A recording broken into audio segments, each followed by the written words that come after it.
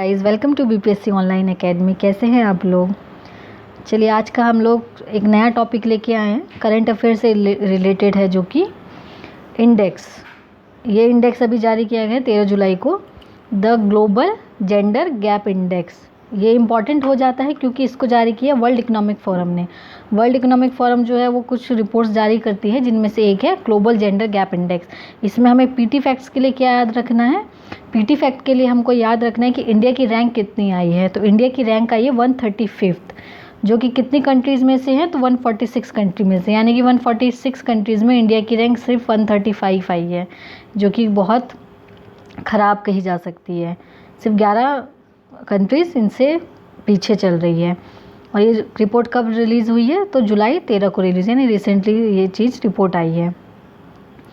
चिंता वाली बात है ये बहुत ज़्यादा कि 135th रैंक पे हम लोग आते हैं 146 कंट्रीज़ में।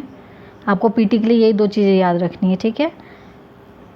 और ये एक एडवर्टाइजमेंट है द हिंदू न्यूज़पेपर का, जिसमें वही चीज़ें बताई गई है कि 146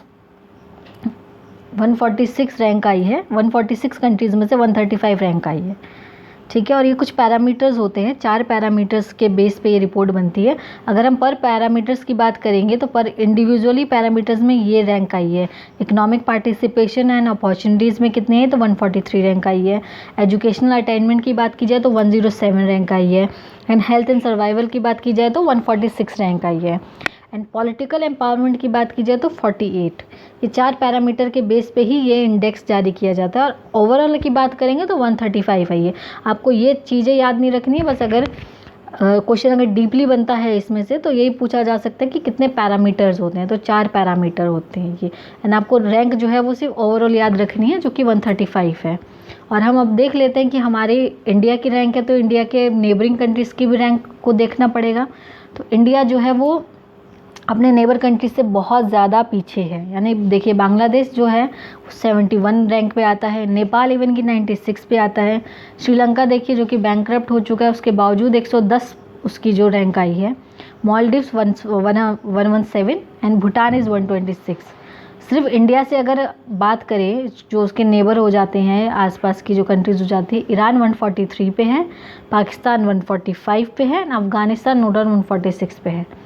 यानी साउथ ईस्ट एशिया की बात की जाए तो इंडिया ने ही सबसे ज़्यादा ख़राब प्रदर्शन किया है, ठीक है।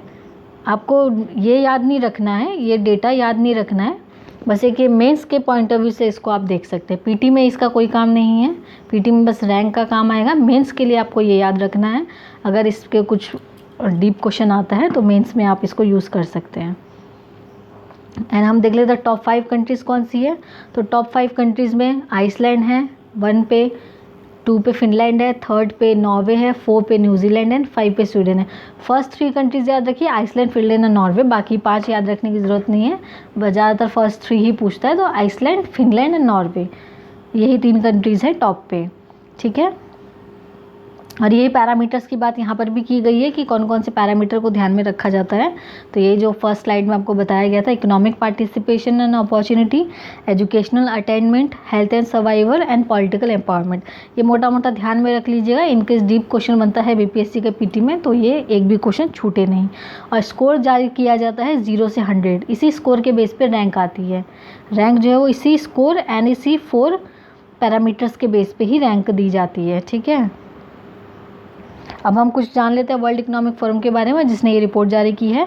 तो वर्ल्ड इकोनॉमिक फोरम एक इंटरनेशनल एनजीओ है, ठीक है, जिसका स्थापना होती है 24 जनवरी 1971 को। 24 जनवरी को एक और ख़ास दिन मनाया जाता है, वो क्या है आप लोग कमेंट बॉक्स में बताएंगे, ठीक है। 24 जनवरी को कौन सा और डे मनाया जाता है, इसका हमें स्टेबलाइजमेंट डेट याद रखनी है, 24 जनवरी 1971, ठीक है। नेक्स्ट देखते हैं हम लोग, कुछ रिपोर्ट्स देखते हैं जो डिफरेंट ऑर्गेनाइजेशन जो है वो रिलीज़ करती हैं। पहला तो देखते हैं हम आईएमएफ जो है वो 2 इम्पॉर्टेंट रिपोर्ट जारी करती है, world economic outlook and world financial stability report, ठीक है। एंड वर्ल्ड बैंक की बात करें तो ease of doing business, world development report, ये 2 रिपोर्ट जारी करती है। एंड हम WEF की बात करें, यानी वर्ल्ड इकोनॉमिक फोरम की बात करें, तो एक तो जेंडर गैप इंडेक्स हो गया, दूसरा है the global risk report and human capital report and global information technology report. ये कुछ रिपोर्ट्स है, इसको गो थ्रू कर लेना है। जैसे कि आजकल रिपोर्ट के बारे में पूछा जा रहा है, जिस तरीके से पैटर्न चेंज हो रहा है बीपीएससी का एग्ज़ाम क्वेश्चंस का, उस हिसाब से ये ऐसे क्वेश्चन भी पूछ ले तो कोई हैरानी वाली बात नहीं होगी। ठीक है, तो इसे सारे स्लाइड्स को एक बार आप लोग स्क्रीनशॉट लेके इन सबको याद कर सकते हैं। एक ये लास्ट स्लाइड है हमारी। इंडिया जो है 87th पोजीशन पे थी 2016 में, यानी कि अभी जो 2022 यानी कि 6 साल में इतना पीछे कैसे चली गई हमारी जेंडर गैप इंडेक्स। 2016 में 87 थी, देख लीजिए, ये द हिंदू का ही आर्टिकल है, और 135 पहुंच गई है 2022 में। जबकि देखा गया है कि इंडिया में वीमेन एंटरप्रेन्योर ज़्यादा हुई हैं मुकाबले मैन के मुकाबले जो है वो वीमेन एम्पावरमेंट ज़्यादा हुई है। उसके बावजूद ये हो रहा है, तो ये थोड़ा सा चिंता वाली बात है। एक सेकेंड,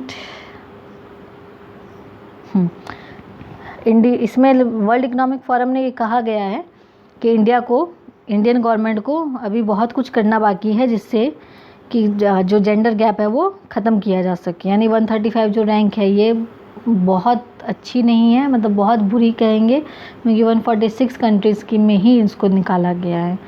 और देखा गया है कि 2020 और 21 में जो वीमेन एंटरप्रेन्योर है वो ज़्यादा आई हैं। हम कह सकते हैं कि पॉलिटिक्स में जो है वो वीमेंस कम पार्टिसिपेट करती हैं, लेकिन एंटरप्रेन्योरशिप में जो है वीमेंस ज़्यादा हैं मुकाबले मैन के। आदमियों के मुकाबले औरतें ज़्यादा हैं। उसके बाद भी अगर ये रैंक आती है तो ये चिंता वाली बात है, इस पे ध्यान देना बहुत ज़्यादा ज़रूरी है। बाकी फ़िलहाल तो हम लोग पीटी के पॉइंट ऑफ व्यू से ध्यान में रखेंगे 2-3 चीज़ों को। इंडिया की रैंक 135 आउट ऑफ 146, एंड किसने जारी किया है? वर्ल्ड इकोनॉमिक फोरम ने जारी किया है। एंड वर्ल्ड इकोनॉमिक फोरम का हेडक्वार्टर कहाँ पे है? तो जिनेवा में होता है, और उसकी जो एनुअल मीटिंग होती है वो दावोस में होती है, ये हमें ध्यान रखना है। एंड 1971 24 जनवरी को स्टेबलाइजमेंट हुआ था इसका। ये बातें आपको पीटी फैक्टल याद रखनी है। टॉप 3 कंट्रीज़ आइसलैंड, फिनलैंड और नॉर्वे। ठीक है, ये सारी बातें आप लोग को ध्यान में रखनी है। आइसलैंड, फिनलैंड एंड नॉर्वे, ये 3 कंट्रीज़ है टॉप 3। बस पीटी फैक्ट के लिए आपको इतना ही चीज़ें याद रखनी है। बाकी मिलते हैं नेक्स्ट वीडियो में। Thank you for watching BPSC online academy.